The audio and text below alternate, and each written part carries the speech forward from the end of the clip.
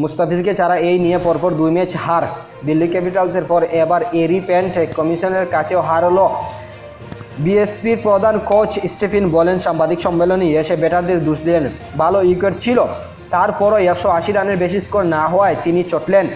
Stephen বলেন, আমি মনে করেছিলাম 10 ওভারে আমরা ভালো অবস্থানে ছিলাম। আমি ভেবেছিলাম এটি একটি সর্বোচ্চ স্কোরের ম্যাচ হতে পারে। আমার অনুভব করেছিলাম যে পিচ দীর্ঘতির ছিল, তবে এ বিষয়ে শেষ 5 ওভারে ওদের বোলারদের ক্রেডিট দিতে হবে যে ভালো বোলিং করেছে। আশা করেছিলাম 180 থেকে 90 রান হবে, কিন্তু ওরা ভালো বল করেছে, যে কারণে হয়তো বা 15 রান আমাদের কম হয়েছে। এছাড়াও স্টিভেন কেলিন এই হারের জন্য পাতিরানা ও মুস্তাফিজুর গুরুত্বপূর্ণ পেশার অনুপস্থিত ও দায় করেছেন। কেলিন ম্যাচের পরবর্তী সাংবাদিক সম্মেলনে বলেছেন, কোনো সন্দেহ নেই এই পাতিরানা এবং মুস্তাফিজুর রহমান অনুপস্থিতির ফলাফলকে প্রভাবিত করেছে, তবে চুট হওয়া এবং প্লেয়ারদের কোনো কারণই ছিল পাওয়া যাওয়াটা আইপিএলে এটাই একটা অংশ।